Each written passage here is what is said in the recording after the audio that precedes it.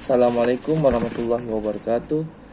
Nama saya Muhammad Irfan Medepanaik, nombor metrik C18A0173.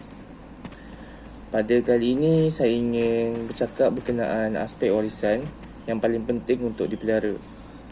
Pertama kali saya ingin memberi penerangan berkenaan dengan maksud warisan itu sendiri. Warisan adalah sesuatu yang diwarisi dari generasi yang terdahulu. Ia merupakan khazanah negara yang pernah atau sedang dimiliki oleh seseorang atau sesuatu kelompok masyarakat atau manusia sejagat yang menjadi tanggungjawab bersama untuk dilindungi dan dikekalkan. Warisan kita adalah ilmu, pengetahuan dan kepakaran yang diwariskan kepada kita melalui cara hidup, kepercayaan yang dijemurkan melalui objek budaya. Ia melambangkan memori keseluruhan hidup masyarakat serta melambangkan ketamadunan sesuatu masyarakat. Seterusnya saya ingin menerangkan berkenaan dengan konsep warisan budaya itu sendiri. Warisan budaya ketara boleh dibagikan kepada kedua-dua iaitu berbentuk statik dan mudah alih. Warisan budaya ketara iaitu sesuatu yang tetap dan tidak bergerak. Manusia melakukan kerja-kerja yang berkaitan dengan ekonomi dan aktiviti-aktiviti sosial semasa usaha untuk memenuhi keperluan kehidupan. Ini menghasilkan bangunan, monumen, mercu tanda dan artifak seperti patung, busana, batu niasan dan manik yang dilihat dari sudut seni bina dan hiasan ukiran, motif corak pada dinding dan tiang bangunan. Warisan budaya tidak ketara pula, dia merujuk kepada kegiatan budaya yang wujud melalui hasil cipta dan idea berdasarkan pengamatan terhadap alam untuk mengisi ruang kehidupan seharian mereka.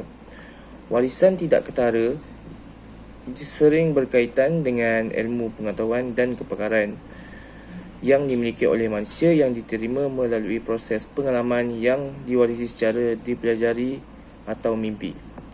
Warisan budaya tidak ketara boleh diturunkan secara turun-temurun dan diwarisi secara dari generasi ke satu generasi. Warisan budaya tidak ketara boleh dibagikan mengikut aktiviti yang dilakukan oleh manusia seperti tradisi lisan, seni persembahan, muzik, lakonan, nyanyian dan lukisan. Perbincangan warisan budaya ketara dia lebih merujuk pada warisan yang berkedudukan tetap dan boleh bergerak ke suatu tempat bergantung kepada bentuk saiznya.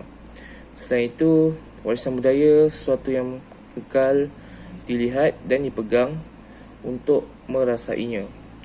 Warisan budaya tidak ketara pula dihasilkan melalui aktiviti budaya dan pemikiran serta falsafah yang terdapat dalam diri masyarakat terdahulu. Warisan budaya dia tidak ketara juga mewujudkan ketamadunan manusia yang berasaskan ilmu pengetahuan dan pengalaman hidup untuk membentuk warisan turun-temurun yang menjadi simbol diri dan ikon kepada generasi seterusnya.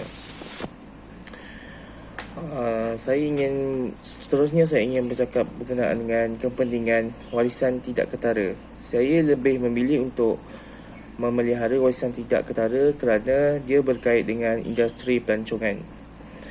Ini kerana hubungan antara warisan kebudayaan tidak ketara dan pelancongan turut berkait rapat dengan definisi warisan kebudayaan tidak ketara yang berasaskan kepada kebudayaan masyarakat tempatan.